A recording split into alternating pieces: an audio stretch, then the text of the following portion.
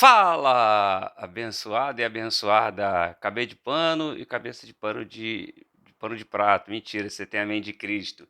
Mais um vídeo aqui do Gerando Casamentos à prova de divórcio. E hoje eu quero falar sobre 3 venenos que podem estar matando o seu casamento.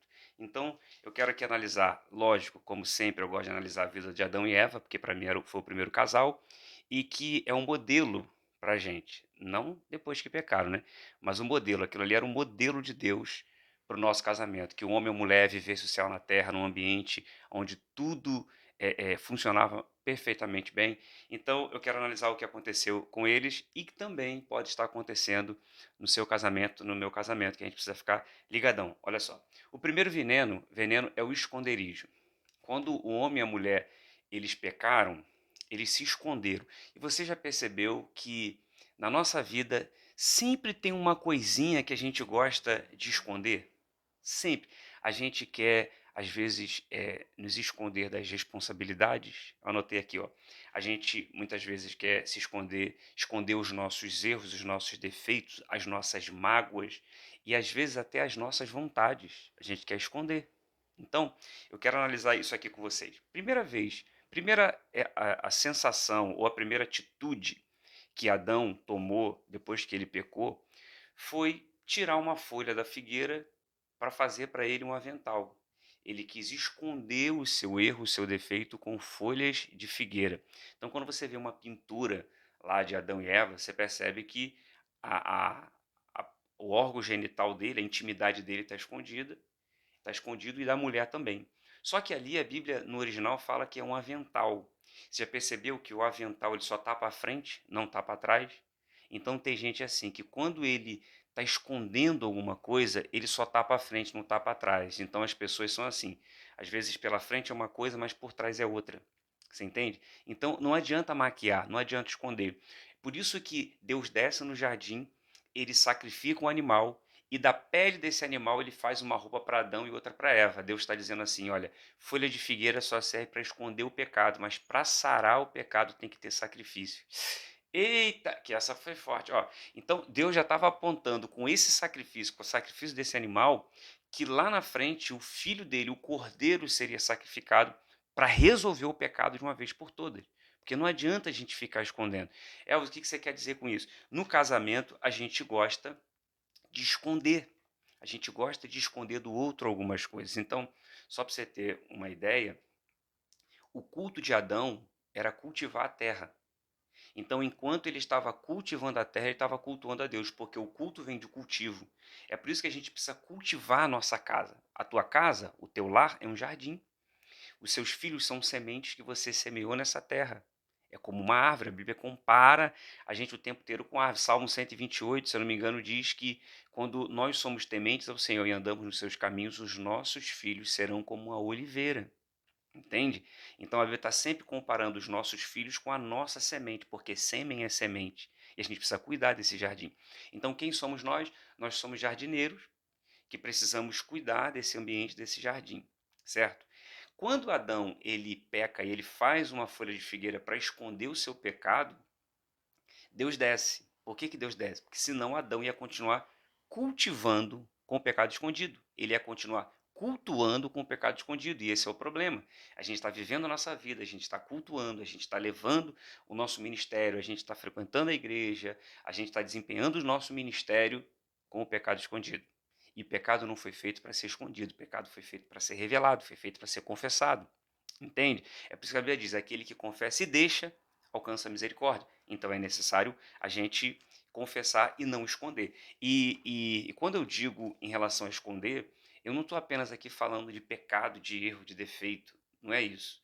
Por exemplo, existem mulheres que às vezes eu aconselho que se libertam, como eu tenho uma mentoria chamada Fórmula das Comandantes, e muitas delas sofrem no casamento e muitas já se libertaram porque achavam que não podiam falar o que estavam sentindo, né? Elas preferiam segurar, guardar.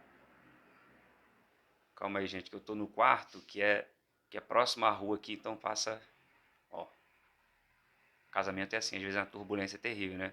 Então, voltando aqui, elas acham que se elas falarem vai piorar, porque às vezes o marido é um pouco nervoso, então se ela fala do que ela não gosta, já vem essa mulher chata falar o que não gosta, então ela fica guardando, fica guardando, fica guardando, fica escondendo os seus sentimentos e não fala, e isso aí gera um acúmulo de sentimento. Então, quando ela fala, ela é como se ela estivesse tirando um peso dos seus ombros. Então é lógico, não é falar com ironia, não é falar para brigar, é sentar e conversar e expor os seus sentimentos. Para o homem, às vezes isso pode parecer besteira, bobeira, mas você tem que mostrar para ele que para ele pode ser uma bobeira. Mas para você não, para você tá te machucando, para você tá te ferindo, para você tá mexendo com os seus sentimentos. Então, tem gente que só deixa para falar quando a coisa, quando não está aguentando mais o peso, quando não está mais aguentando a carga. E aí ela vai escondendo, escondendo, escondendo, escondendo, escondendo. Chega uma hora que não, aguarda, não aguenta, não consegue mais guardar. E aí fala num tom de grosseria, fala num tom de briga, né? A pessoa fica muitas vezes nervosa, às vezes fica impaciente. E o outro, por que essa mulher está assim? Porque ela está escondendo, não está falando. Então, a primeira reação de Adão e Eva foram se esconder. E o engraçado é que eles se esconderam atrás do chamado deles. Porque o chamado deles não era cultivar o jardim, não era cuidar do jardim, então eles se esconderam atrás das árvores. Então muita gente está usando o seu ministério para se esconder. E isso aqui é outra coisa, vamos parar por aqui.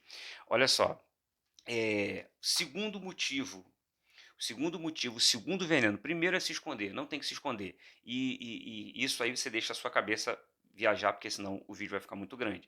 Quando eu falo em não esconder, por exemplo, tem homem que é viciado em pornografia e não fala para a mulher.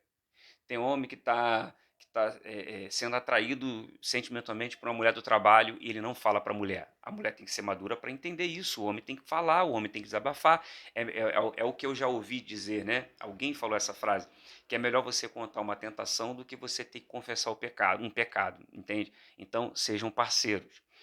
Segundo, Deus lançou uma maldição sobre Eva, dizendo o seguinte: seu desejo será para o seu marido, que governará sobre você. Isso aqui é algo muito sério, é um veneno terrível, ainda mais nesse momento aí do feminismo em alta, está tomando conta dos casamentos. Ó, a primeira coisa que o diabo quer é que o seu marido não assuma o sacerdócio no lar.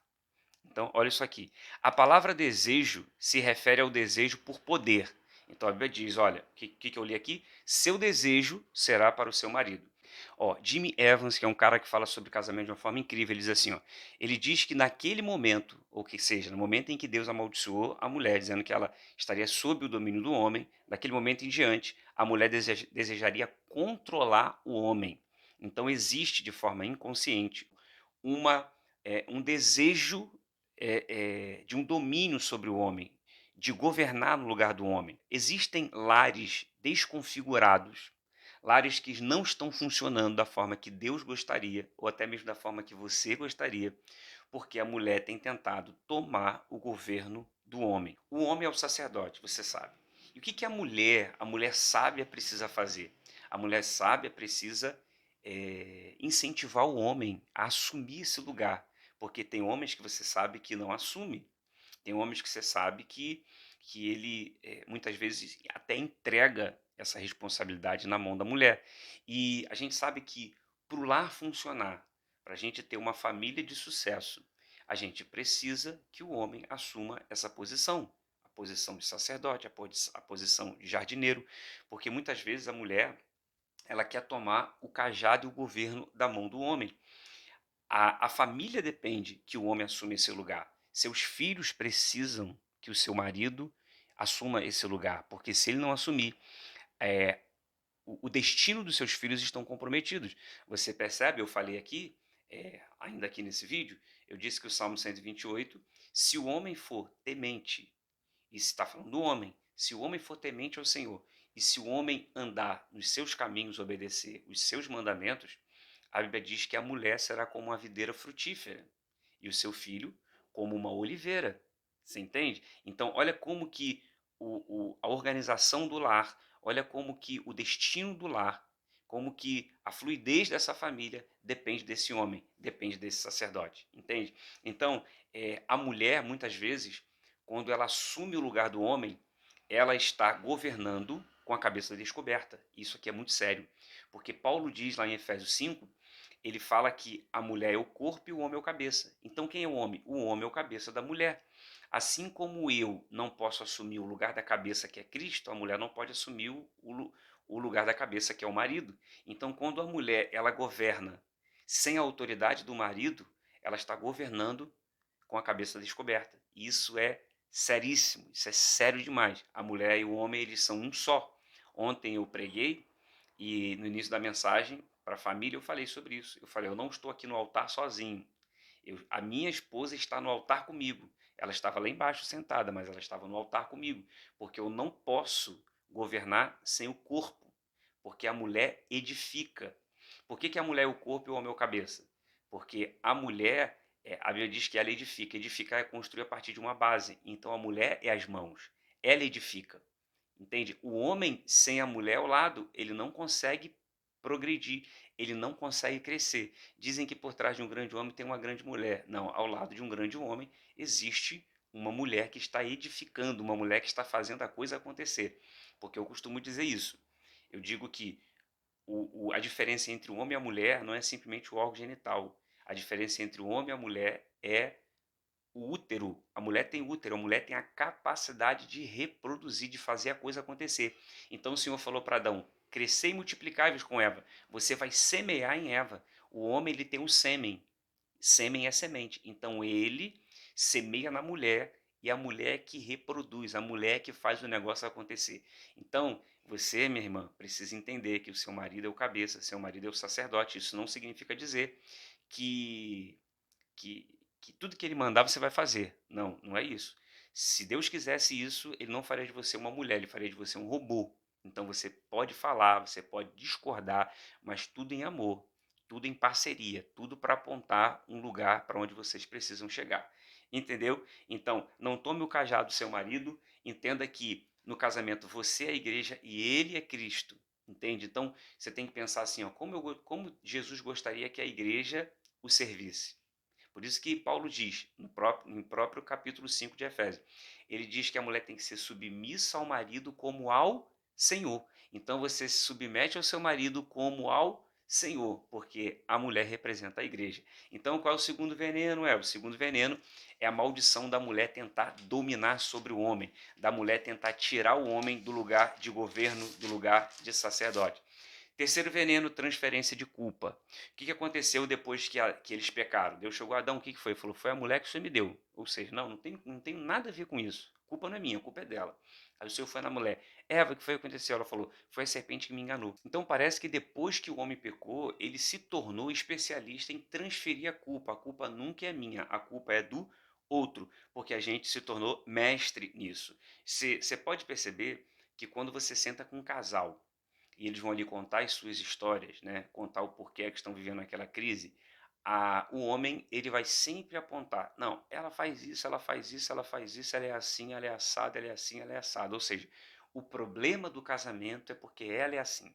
Aí quando você vai nela, ela fala, não, o nosso problema no casamento, a nossa crise é porque ele é assim, porque ele faz assim, porque ele faz assado. Você já percebeu que a gente nunca consegue olhar e falar, não, a culpa é minha também? Porque quando eles pecaram, Adão olhou para ela e falou: Eva, você está nua. Ela olhou para ele e falou: Adão, você também está nu. Eles não olharam e falaram: Ih, eu estou nu. Eva não olhou e falou: Ih, eu estou nua. Não. Adão viu a nudez dela e ela viu a nudez de Adão. Sabe por quê?